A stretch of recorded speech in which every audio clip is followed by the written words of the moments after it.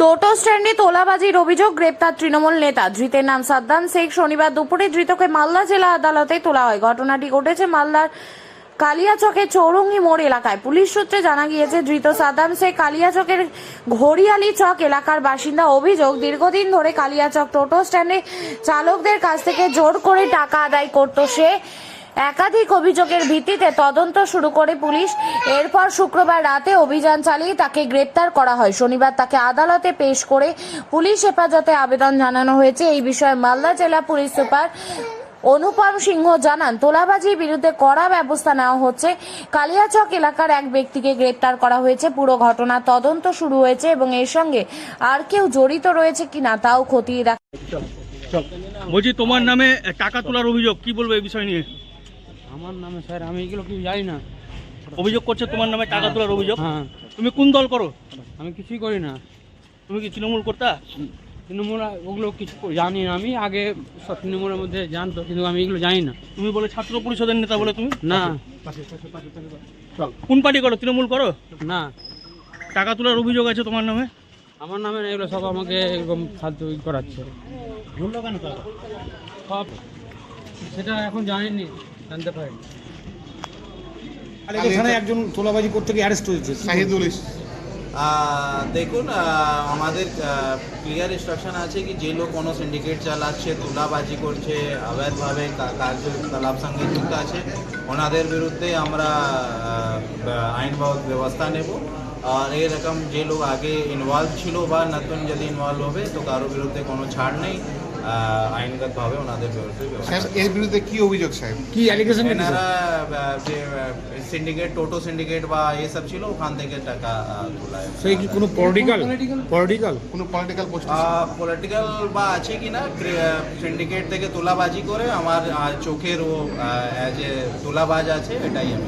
এটাকে অভিযোগ হয়েছিল কারণ না পুলিশ এনার বিরুদ্ধে অভিযোগ। স্যার, শহরে যে পৌরসভা যে পার্কিং গুলো আছে তার বিরুদ্ধে কি ব্যবস্থা নিচ্ছেন, কি ইনস্ট্রাকশন দেওয়া আছে? স্পেসিফিক কমপ্লেন আসবে বা কি কোনো রকম কোনো অভিযোগ হবে, আমরা খতিয়ে দেখবো আর ওনাদের বিরুদ্ধে। দেখুন, কেউ যদি তোলে আর তাকে যদি মানুষ ধরে বা পুলিশ ধরে, তার বিরুদ্ধে আইনত ব্যবস্থা নেবে। সে কেন তুলছে, কে করছে, কাজ তুলছে। এখন তো বিজেপি সরকার এসছে, তারা এই ব্যবস্থা নেবে।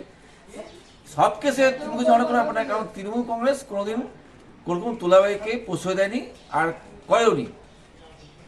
যারা করছে, যাদেরকে পুলিশ ধরছে, তাদের উপরে অ্যাকশন পুলিশ নেবে, তদন্ত করবে, আইনত ব্যবস্থা নেবে। এখন নতুন সরকার এসছে, নতুন সরকার এগুলো দেখবে। সে কে আছে, সে কোন দল করে না কি করে, সে তদন্ত করে বুঝে যাবে। আমরা চাই সঠিক তদন্ত হোক আর এগুলো বন্ধ হোক। বন থেকে জানোয়ার তুলে আনা যায়, জানোয়ারের মন থেকে বন তুলে ফেলা যায় না। তৃণমূলের অবস্থাটা এটাই।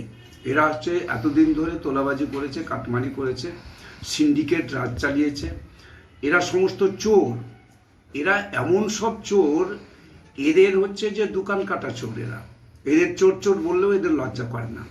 এতদিন ধরে মানুষ এত চিৎকার চেঁচামেচি করেছে, চোর যাচ্ছে চোর যাচ্ছে, কিন্তু ওরা পাল্টা ওই সমস্ত যারা এগুলো বলেছে তাদের বিরুদ্ধে মিথ্যা মামলায় তাদেরকে ফাঁসিয়েছে।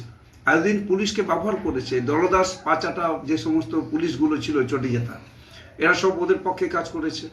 তা এখন তারপরেও ওরা চেষ্টা করছে যে যখন এখানে পশ্চিমবঙ্গে একটা সরকার হয়েছে, যে সরকার হচ্ছে এই তোলাবাজি, কাটমানি বা এই ধরনের যে চুরি, ছিনতাই, মানুষের সমস্ত কিছু লুট করা, এই সরকার মানবে না কখনো। আমাদের রাজ্যের মাননীয় মুখ্যমন্ত্রী, সম্মানীয় আমাদের শুভেন্দু অধিকারী মহাশয়, তিনি পরিষ্কার করে বলেছেন, যারা চোর, যারা চুরি করেছে, যারা এই সমস্ত এতদিন ধরে যারা সমস্ত কিছু লুট করেছে, তারা কেউ রেহাই পাবে না। আমাদের দেশের প্রধানমন্ত্রীও বলেছেন, আমাদের দেশের স্বরাষ্ট্রমন্ত্রী মাননীয় অমিত শাহজি বারবার বলেছেন যে চোর যারা আছে তারা যেখানেই থাকুক, পাতালে থাকলেও তাদের খুঁজে বের করে তাদের সবাইকে জেলখানায় ঢুকিয়ে দেওয়া হবে। তাদের জায়গা হচ্ছে জেলখানা।